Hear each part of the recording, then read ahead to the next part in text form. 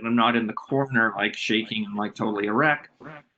But I don't ever want to be at the point where I can just go in there and like not feel that. That would be so sad.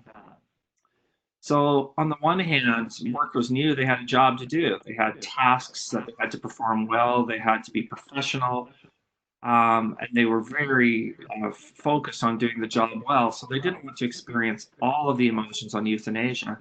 However, they didn't want to feel nothing.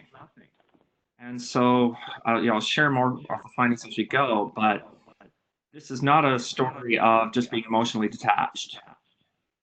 Right? This is really about finding an individualized balance between feeling something but not feeling too much. And I'll get into that a bit, but let me share a little bit more about the background of this research, as well as the Dave, theory that's out there too. Sorry to interrupt you, it's Kathy. Are you speaking directly into your computer? I am. Is it not coming through very well? It comes through in kind of dribs and drabs. I guess just maybe try to have your projecting as close to the computer as you can, or if you have a headset to plug it in, either way. But if you don't have a headset, perhaps just try to sneak up as close as you can to your computer. Okay, I'll lean in as close as I can. Okay, thank you. Is that any better? That is better, yeah. Okay, good. Thank you. And Kathy will keep jumping in if there's questions. That's a good time to take them. So, Hello? Yeah, please do jump in. Hello? Hi, I hear you. Hi. David sounds very echoey. Yeah, I see that in the chat. Thanks. Let's see if it's better with David being closer to the computer. I'm on like listening by phone. I don't know if that makes a difference. Oh yeah, it might depending on bandwidth. So let's give it a go. David's closer to the computer now. I can see him via video that he's sitting closer. So let's see if that helps. Thanks. Okay. Bye. I'm going on mute again. Okay. So there's quite a lot of research on something that's called emotional regulation, because we all experience emotions all the time. And in order to function effectively in our lives and in our jobs, we engage in emotional regulation. And this is where we take steps to increase, decrease, or maintain the emotions we experience. So you may think of an example where you see someone you don't really like in the workplace approaching you and you're sort of feeling negatively. You may say, okay, let me suppress that feeling of dislike so that I can deal effectively with whatever conversation I have upcoming. Or alternatively, you may say, you know what, I'm not letting this person push me around anymore, so I'm going to use this and feel even more annoyed at this person, so I don't agree to anything. So we do this in our daily lives a number of different ways, including at work. Let me just check, how is the volume, how am I sounding now, Kathy? Not that much better, actually. Do you happen to have a headset handy that you could just stick into your computer and use from your, and put it into your ears? And, yeah. I have earphones.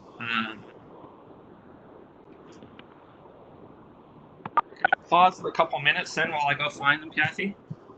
Yeah, absolutely. Yeah, we can pause for a few minutes while David organizes that. So just a reminder, as David said, the article will be published in the CVJ on his research in 2020. And if you are a CVMA member, you'll have access to the CVJ journal as regular off the CVMA website. However, if you're not a CVMA member and when it is published, if you want a copy, just again, text me at 587-777-2342 and I'll send you a PopMed copy when it is published. I don't know what month it'll be published in, but that way I can just keep track. And then I'll also remind people that if they're interested again in the webinars that we have in 2020, please go to the CanadianVeterinarians.net website, go on to Mental Health Awareness Week, and then you'll see all the resources we have available, and also a schedule of webinars should be up in the next couple of weeks. Okay, so I see you've got your your headset on, David. Let's see how that goes. Okay, I'm just trying to connect it now. It sounds much better.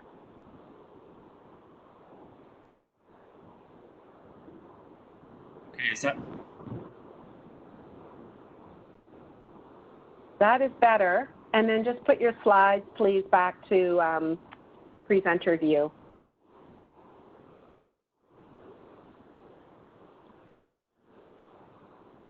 Okay, how's that? We can see your next slide. I don't know why at least I can. I don't know why that is, but. Okay, I'll just go to a regular slideshow then. Yeah, there you go. Oh, that's better. That's perfect. Thank you so much. And it does sound much better. Oh, good, I'm glad. Okay.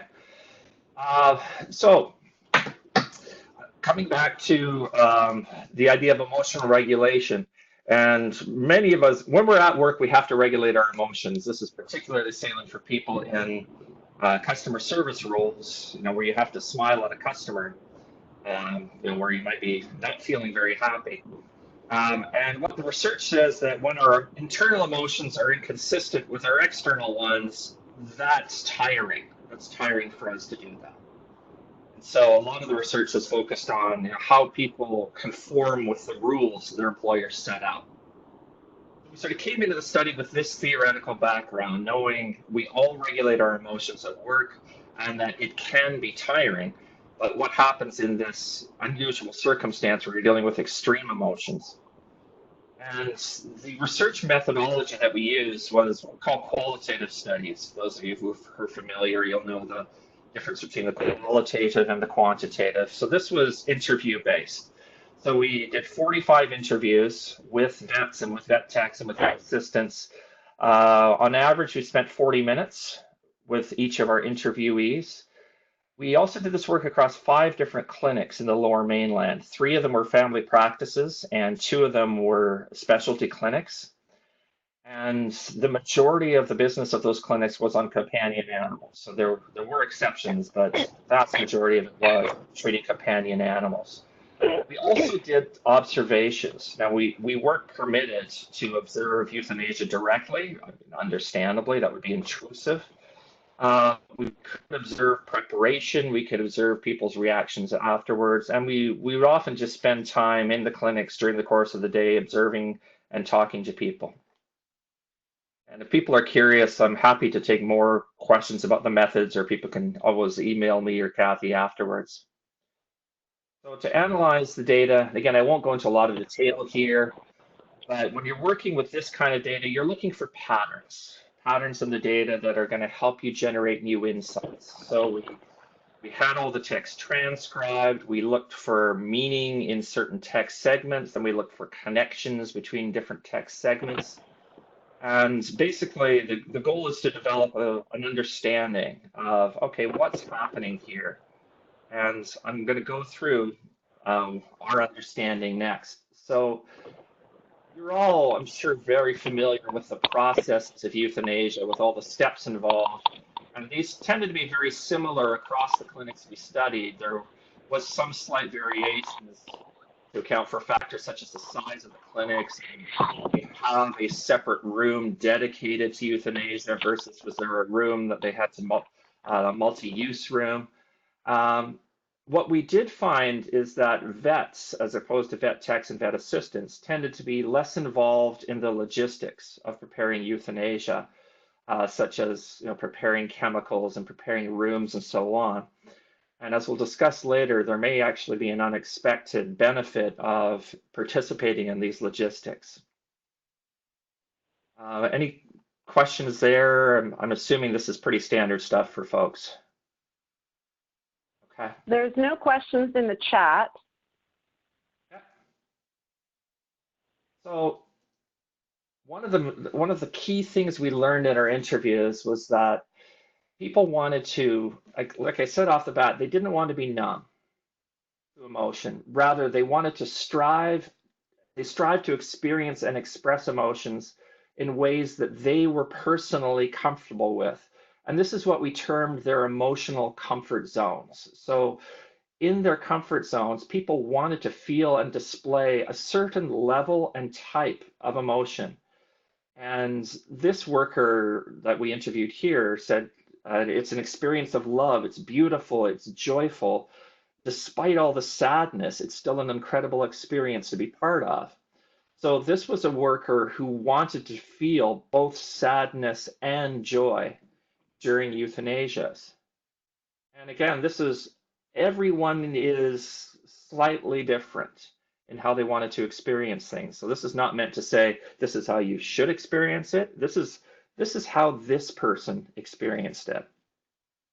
Let me go into a little bit more detail about these comfort zones, because the first aspect of them is that people have a certain preferred content. So back to this worker, they wanted to feel joy. They wanted to feel sadness. So that's the emotional content that they preferred. The second aspect of it is the intensity of the emotions. We can feel, in general, emotions more or less intensely. We can be happy, or we can be delighted. We can be sad, or we can be grief-stricken. And what we found is that workers wanted to feel some emotions, but not too intense. So sadness, but not grief. In this quote, the person says, I don't get so emotionally attached it affects me on a deep basis. I shed a couple of tears, and that's okay. We talked to other workers who said, yeah, I cry every time. Some others said, no, I don't cry, but I'll give them a hug, wish them well. Uh, so people wanted to experience emotions at different intensities. We also learned that people were aware that their comfort zones were individualized. What we mean by that is that people knew their preferences might or may not be the same as others. And we people who say it depends on the individual person. Some people cry, some people don't. And there was an acceptance that that was good, that was all okay. Another thing that we learned about comfort zones is that they were learned. So the comments that we heard were that vets and techs and assistants learned their preferences early in their careers as they participated in their first few euthanasias.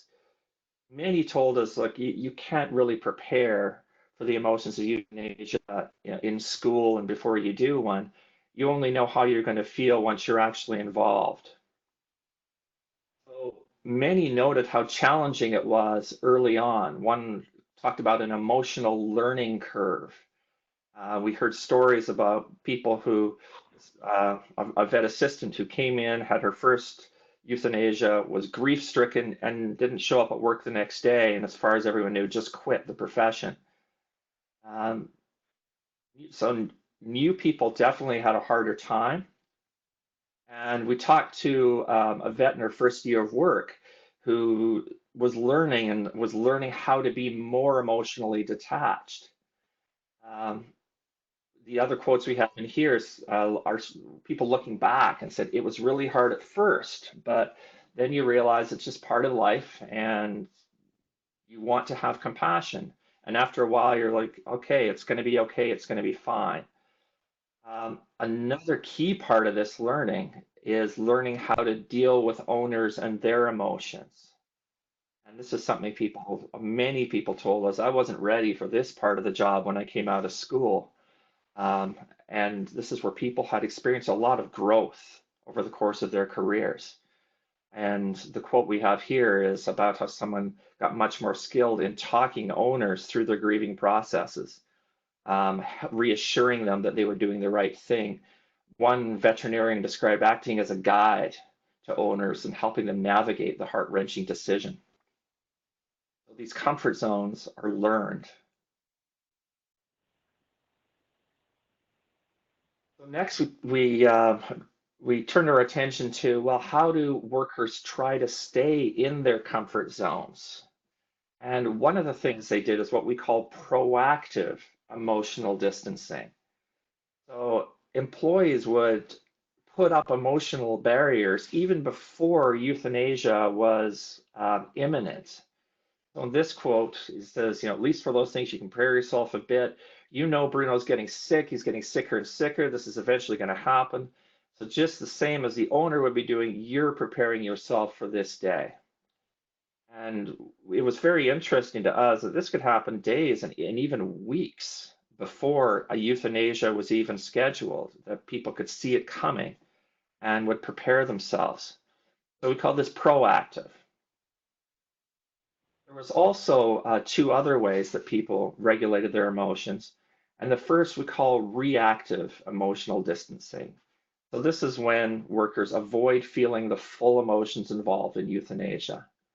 And they used phrases like switching off, leaving at the door, putting your shield up, compartmentalizing feelings. And they learned how to dissociate themselves. And one of the ways they often did this was by focusing on the tasks of euthanasia, focusing on the job and doing it effectively. Uh, Many also talked about reactive emotional distancing after emotionally challenging euthanasias. And this involved taking time to recover, reflect, and sometimes release emotions. People would talk about, I went to the bathroom, I had a good cry. Um, and this is where sometimes focusing on post-euthanasia tasks, especially for assistants on cleaning up and so on, gave them some time.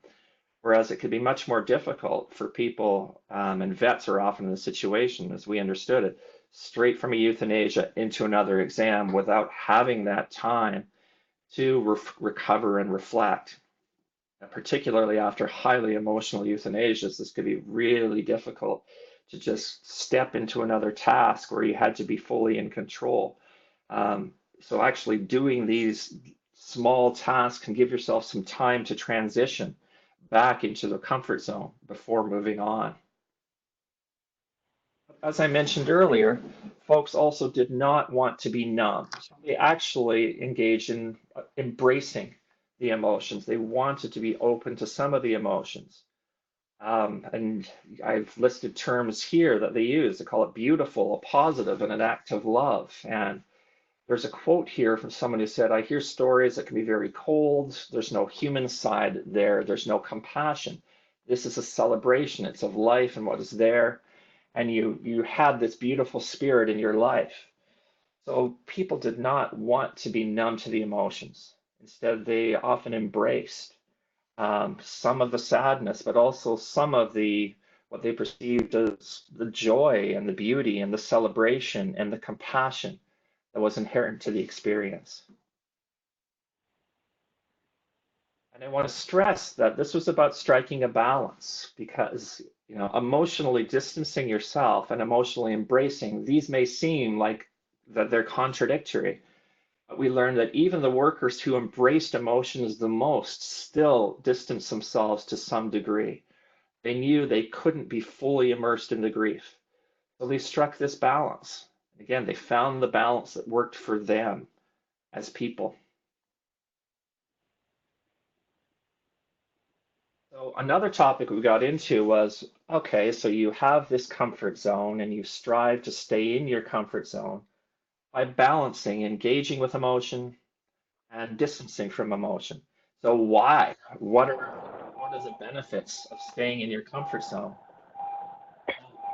One that was probably not surprising to any of you listening is that they wanted to do their jobs effectively. Um, they were desperate to not make any mistakes during a euthanasia. One that came up sometimes was forgetting to bill, to have the clients pay the bill beforehand. And one of our subjects talked about this was awful. They were euthanized, they're grief stricken, and I have to have them come and pay the bill. So people really wanted to do an excellent job, very professional during euthanasia. And they believed that by remaining within their comfort zones, this was essential to to perform the job effectively. They also felt that they were mindful of the effects that their own emotional displays could have on pet owners. Although it was common and appropriate for pet owners to experience grief, workers believed that they had to be like an anchor for the pet owners, particularly if the pet owners seemed really grief stricken. The workers felt they needed to remain calm and professional, although not cold and clinical and distant. so that they could be that emotional anchor. And without that anchor, they felt that pet owners were more likely to lose control of their emotions, making it an even more difficult experience for them. And another benefit that we heard of staying in your comfort zone was that workers viewed the experience of genuine emotion as a sign that they were not burned out. They felt that as animal lovers and just as human beings, they should feel sad during euthanasia. And this quote here says, obviously, it's going to pull on some heartstrings. If you see that happening and you're not feeling it, then something's wrong with you. Workers felt that if they experienced genuine emotion, that's right and proper and appropriate and healthy. They are not experiencing emotion. Something's wrong with them. They're emotionally exhausted. They're maybe on the road to burnout.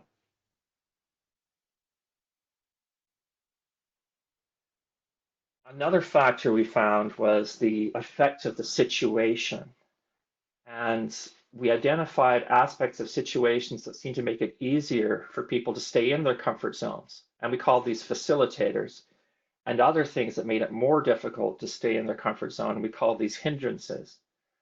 And as you all know, euthanasia is a highly routinized activity.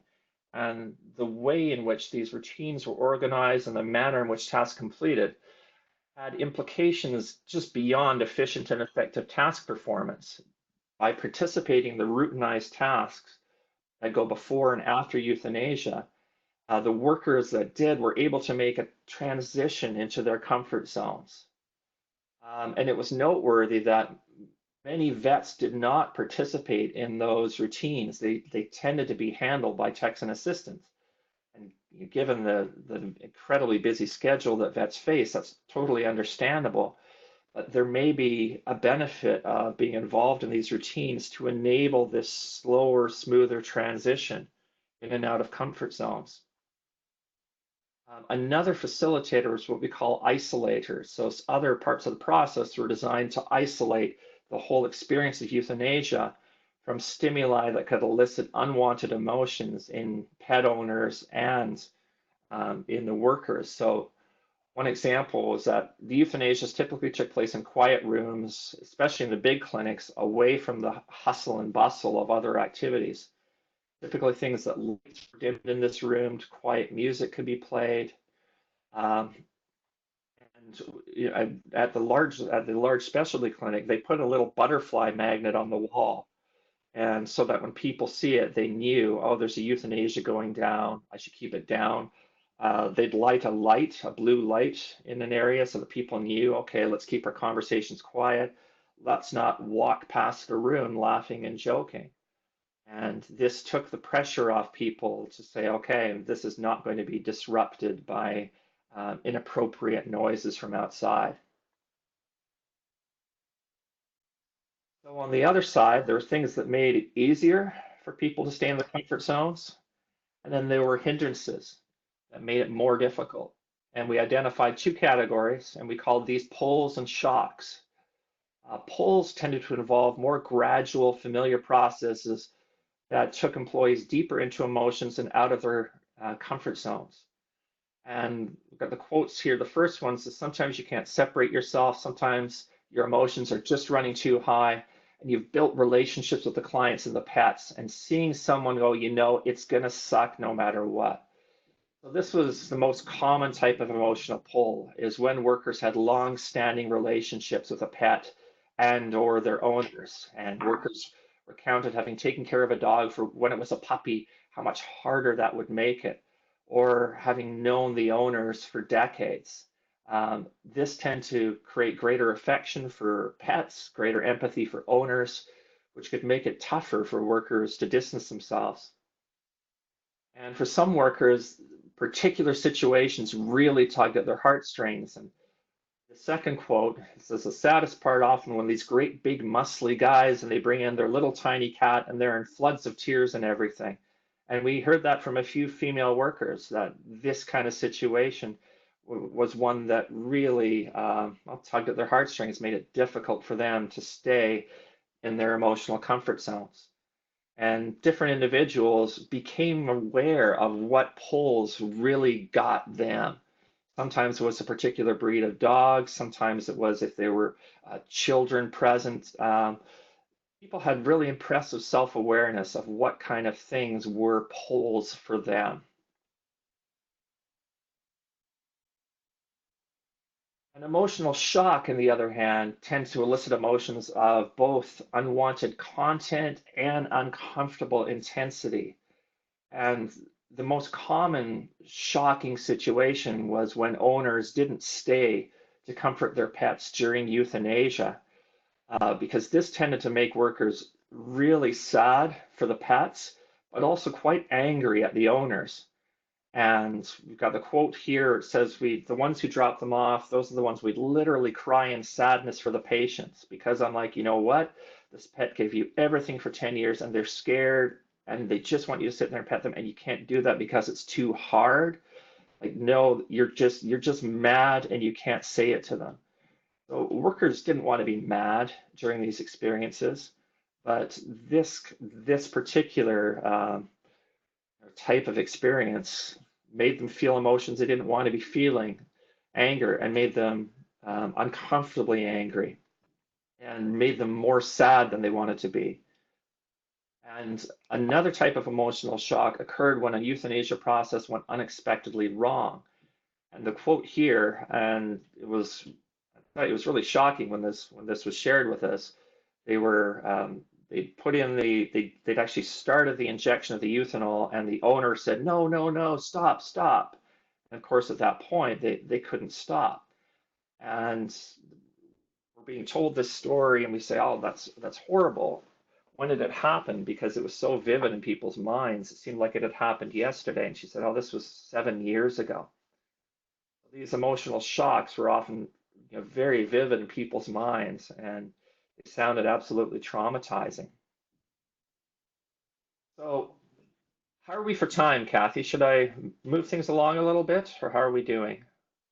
Currently, it's 35 minutes after the hour, so I think we're doing quite well because we can go until the top of the hour and maybe give 10 minutes for questions at the end. Okay, sounds good. Uh, so when workers were pulled or shocked outside of their comfort zone, the first thing to do is try to get back in to their comfort zones, usually by reactive emotional distancing, trying to rationalize the situation, for example, or try to understand where an owner is coming from.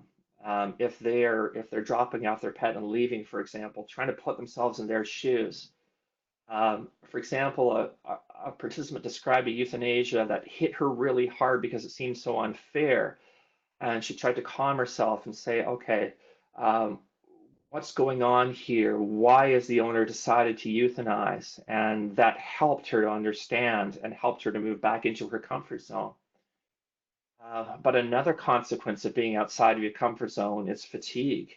And if you are outside of your comfort zone too often, this can lead to emotional exhaustion and subsequently burnout. And one vet tech reported leaving a previous job due to emotional exhaustion.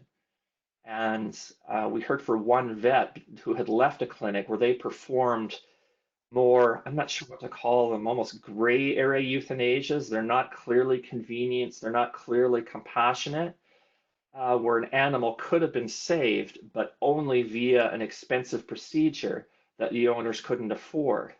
And this vet found that was just taking a toll on them, and so moved to a specialty clinic where the greater majority of clients were able to afford the treatment that would save the pet's life. And we've got a quote in there about coming home crying all the time, um, being in a different workplace. And we talked to a couple of workers in one of the clinics who were emotionally exhausted, were burnt out because they were outside of their comfort zones too often, and they were just tired of feeling ways that they didn't want to feel. So for the last couple of minutes, I'm going to summarize these under findings because we created some figures that we have in the paper to provide visual representations. And sometimes these are helpful to folks in helping them to understand everything that's going on. So in this figure that I put up here on the screen, if you have it in front of you, you can see in the middle of it, there's a blue shaded area, and that's meant to represent a worker's emotional comfort zone. And this is meant to represent, well, here's a euthanasia that a person is participating in. And in this situation, you have someone who has a euthanasia upcoming. They've engaged in routines. So they're in their comfort zone when it starts. In this case, then something happens, a hindrance that could pull the worker back out of their comfort zone. During the euthanasia itself, by having some of the isolators, they're able to move back into their comfort zone, but then something shocking happens. Takes them well out of their comfort zone, and then they have to work hard afterwards to get back in their comfort zone. And maybe the post-euthanasia return routines helps them with reactive distancing to move back into an emotionally comfortable state. So we also wanted to illustrate the difference between having a broad comfort zone and a narrow comfort zone. So in this figure, you'll see the employee one has a very wide blue shaded area, which is meant to represent a broad comfort zone. And this is an individual who is able to experience a variety of emotions at a variety of intensities. So they're better able to stay within their comfort zone during euthanasia because they've got more to work with. You can think of this like swimming in a swimming pool. This person can swim at a whole lot of different depths and still be comfortable. For the second employee, however, they've got a narrow comfort zone.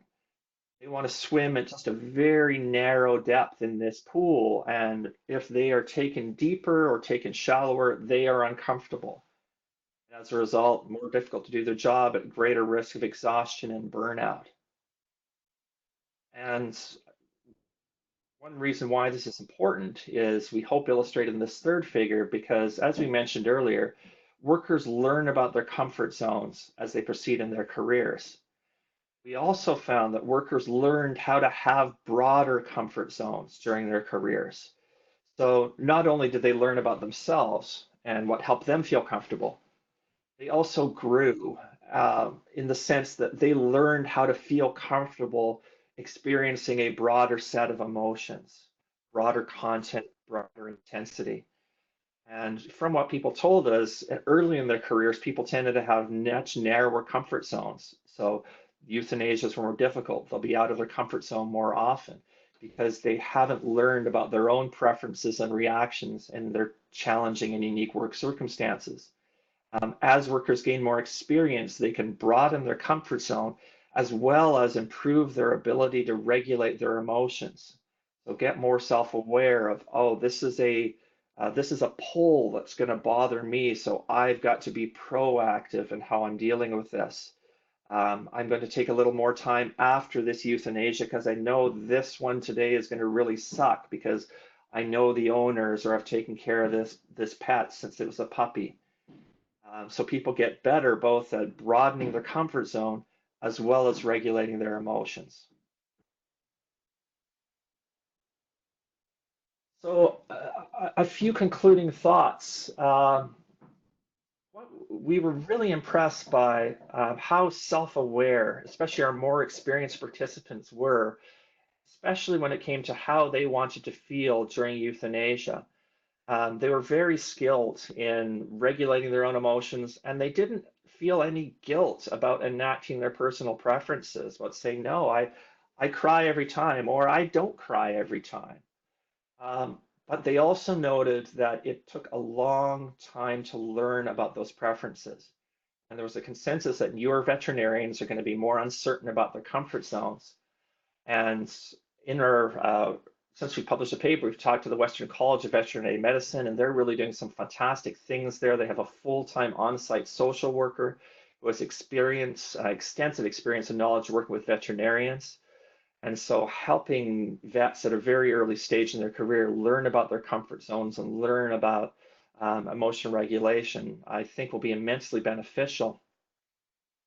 And although some vets will prefer to be more detached than others, it's critical for everybody to learn to have some emotional detachment at work.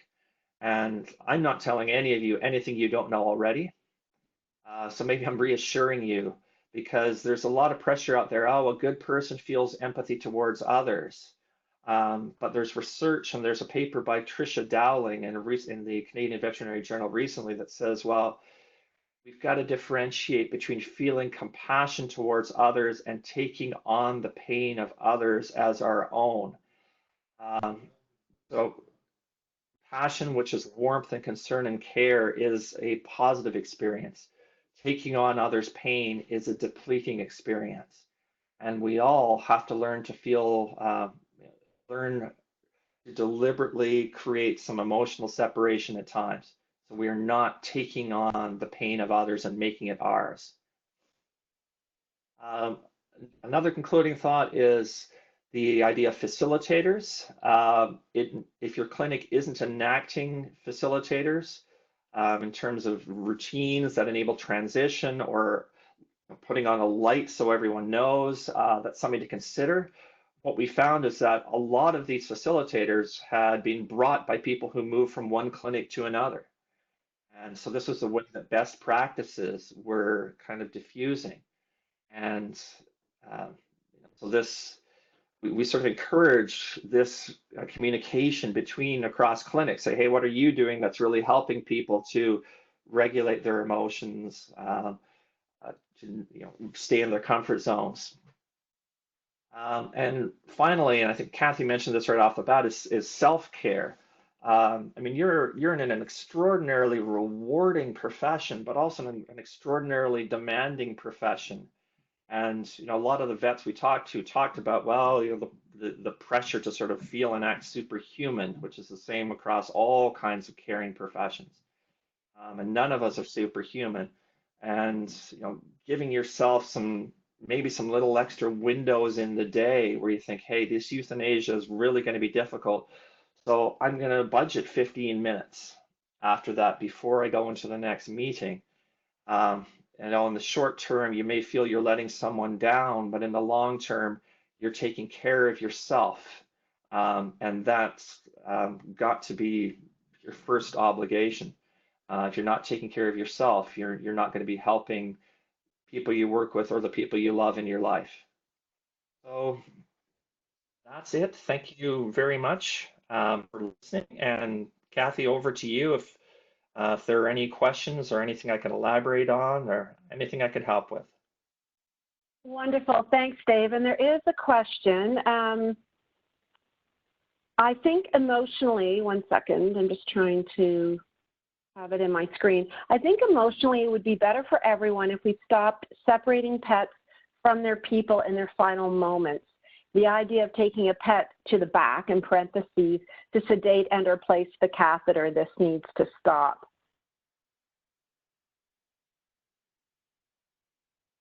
That's interesting because one of the things we heard from our workers was that was an example of a useful isolator for them because one of the things we were told is that it's often quite tricky to catheterize a pet, especially with an older pet. Sometimes it's hard to find a vein, and so you have to poke the pet a few times. And it can often be very unpleasant if you're doing that in front of an owner. So what we heard from the folks who were doing the catheterization is that they actually preferred being able to catheterize the pet in a room away from the owners because it was challenging and you had to poke the pet and you had to often cause it pain. And they felt doing that in front of the owners would make them, the workers, feel worse and would make the owners making an even more unpleasant experience for owners because they'd be watching their pets sort of be poked and jabbed. So I completely understand the point. This is something that was shared with us in the study that I guess is another perspective. Mm-hmm. Another person chatted in that yes, we need to have the animals with their owners, and there are amazing ways to do intra-organ euthanasias that take away most of these issues. And then someone else mentioned that techniques can be much better. And I think this level of both like self and social awareness is excellent, because if people are identifying it, then they can, maybe there's something about their clinic that prevents that from happening, or maybe for others who want to do it in their clinic and somehow there's a culture that that's not part of the protocol. Maybe learning what they learn today can enable them to have those conversations in their clinic and shift protocols.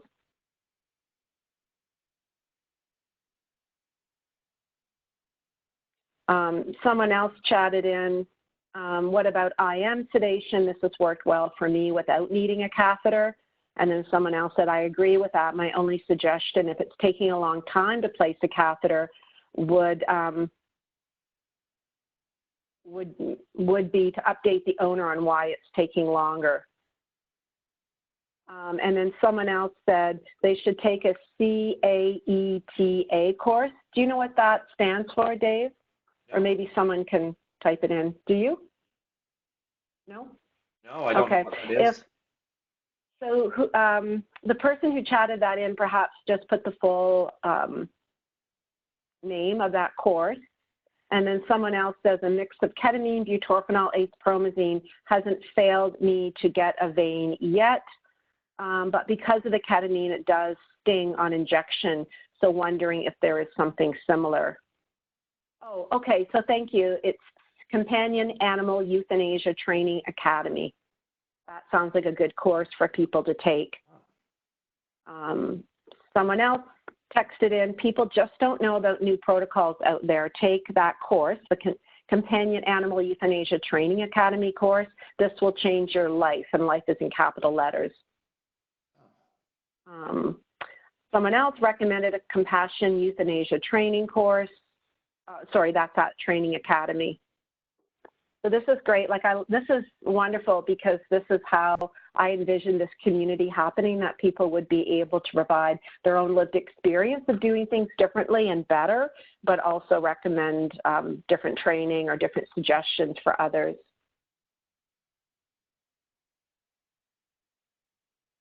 I'm looking that up now too. That is fascinating. Okay. As you're looking that up, Dave, you had mentioned Dr. Trish Dowling's article that was published in CVJ called Compassion Does Not Fatigue, where she talks about empathy fatigue as a more appropriate way to talking about emotional exhaustion. And I put the complete citation as well as the link to the public domain article in the chat.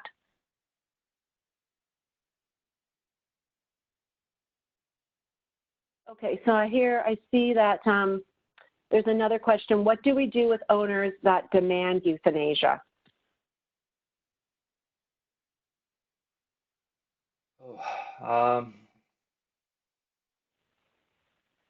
That's I guess all I can sort of say from my perspective is that one thing we heard over and over again from people at these clinics was that we don't do convenience euthanasia here, and that's one of the reasons why we like it here. Now, there were always gray areas. We heard one story about a woman who was her cat was healthy, but she was very old, and she said, "Look, I don't want to die, and I don't want my cat to." She'd read stories about people being eaten by their cats after dying, and she came in and she was so upset. She said, "Look, if you don't euthanize my cat, I'm going to go home and euthanize it myself." And they argued with her, tried to persuade her otherwise, tried to even take the animal and adopt it out themselves. And eventually they euthanized the cat. But this was one of the most unpleasant things that they had to do.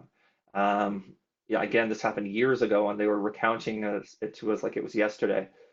I don't have a good answer for that question. All I can share from our experience is that any form of convenience euthanasia is incredibly difficult for people to perform and to cope with afterwards. So I don't know how to navigate that dilemma.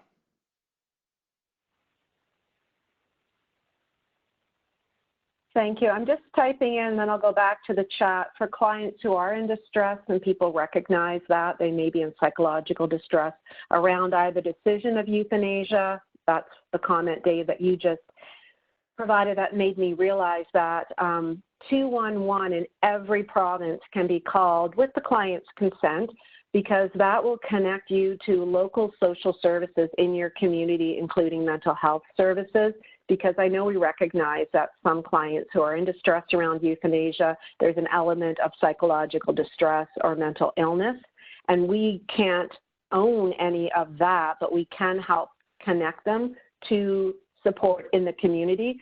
So 211, and I'll type this in now, will connect you to free social services in your community.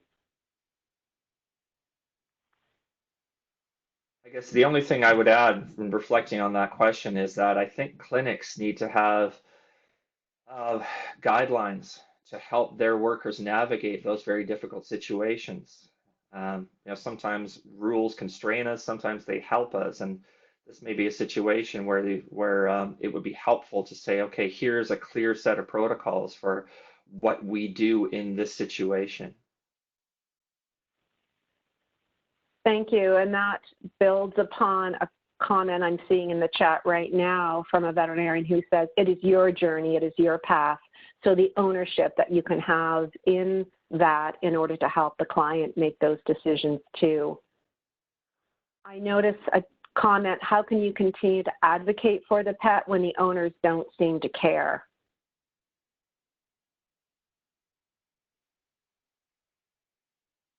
And I can appreciate that some of these questions / comments might feel unfair to direct to you, Dave, because you're a researcher, but you're not necessarily in that lived experience of being in a practice from that, veterinarian or VA or vet tech perspective. So I think this is good for people to text in, like, what their suggestions are on how to continue to advocate for the pet when owners don't seem to care. And then where do we go for support for those situations where the vet are forced into it? And I'm wondering if going to like the Companion Animal Euthanasia Discussion Group, which is a Facebook page that someone had mentioned, maybe that's a great place to put those sorts of questions. And I think for those who are on VIN, I think that's also a really good place to put these questions to get feedback on how others have navigated through these questions. Someone chatted in, I had rejected euthanasia.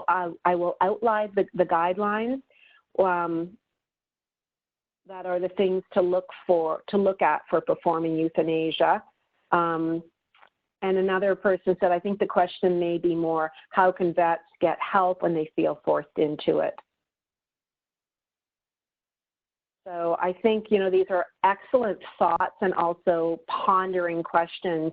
And I think going to that Facebook page would be an excellent way to be able to open up those discussions, which is the Companion Animal Euthanasia Discussion Group. And maybe I'm thinking too, maybe a future webinar would be for me to contact someone from that group to be able to be a speaker, more of a local expert from that group. And if anyone has suggestions on speakers who you would like to hear in this series of webinars, especially on euthanasia, please either text them to me, 587-777-2342, or put them in the chat. I've on the website of the CAETA, there is a document that says the 14 essential components of companion animal euthanasia, and it's created by their founder, Kathleen Cooney. So that may be a useful resource as well. Mm-hmm. Thank you. Does it say where she is from, Dr. Kathleen Cooney? Not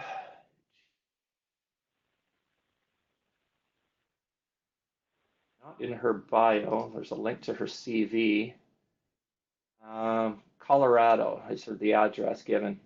And her doctorate at Colorado State. Right. Someone has also texted in Liana Titcombe, LianaTitcombe, along with Kathy Cooney, are experts in this space. Oh, and I see that someone is with CAETA. I think, Liana, hopefully that's okay if I say that you're on the, you're a participant. Thank you. And I've unmuted everyone if people want to come off and talk too. Oh, okay, and Leanna has your email address there as well. Wonderful, thank you. I hear you're an amazing speaker, Leanna. Perhaps we should get in touch. Maybe you want to be a speaker on the webinar series coming up in 2020. Oh, great, okay, she says yes. Wonderful. Excellent. So we're coming up to 2 minutes to the hour. I want to thank you, Dave, for providing such a comprehensive look at euthanasia from a different perspective, and also the real life language that you used. I could really lean into it and completely understand it. So thank you for that. And I also texted to everyone that your colleague, Kirsten Robertson, is continuing the research. So if there's companion animal or mixed animal practices who are interested in having her come in to collect data, to email her, and I took her email address from the manuscript that you sent to me. I hope that is okay. That's perfect, and thank you very much. I hope this is helpful to folks. I have such an amazing, tremendous respect for the work you folks do, and I guess I would say some of the questions you're asking, the work you do can be incredibly difficult, and so I guess just accepting that it's difficult and it should be hard. And just being nice to yourselves as you do it. But thank you very much for this opportunity, and yeah, I hope this is helpful. Thank you, Dave. And I did record this, so I'll be posting this on Monday on the CVMA website for people who were unable to attend. And it's wonderful to read that we love who we are and what we do. And I do encourage all of you just to take some self-care for yourself. Put that oxygen mask on first before helping others. Thank you for joining. I also see some other suggestions, the International Association for Animal Hospice and Palliative Care. So I'll stay on the phone or the WebEx for another few minutes if people have any further questions or comments, but it is the top of the hour, so if you need to go, thank you so much and have a great weekend.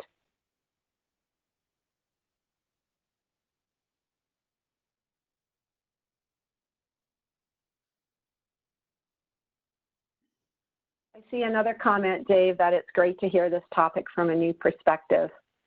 Oh, that's nice. I'm delighted this is helpful. Yeah. It certainly is. I'm just going to write down some of these links as well. The International Association for Animal Hospice and Palliative Care. And feel free to give out my email address too. And I'm happy for people to reach out to me if they've got questions or if they'd like me to come and do some work at their, do some research in their clinics or however I can help. Wonderful, thank you. I'll put that in right now. So.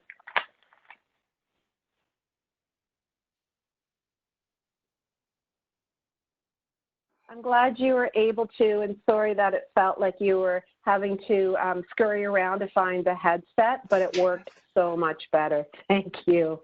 Oh, I'm glad. I was worried for a second. Where did I put it? But I found it quite quickly, and I'm glad it was helpful.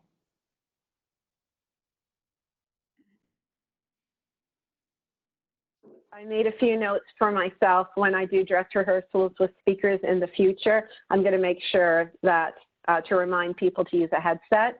And what works for me, because my computer bandwidth is sort of funky, it's not very consistent. I call in on my phone for the audio portion, but I'm on my computer for the WebEx portion. I'm going to add that into my list of suggestions for speakers in the future as well. Yeah, that's a good one, at least to have a phone nearby as a I'm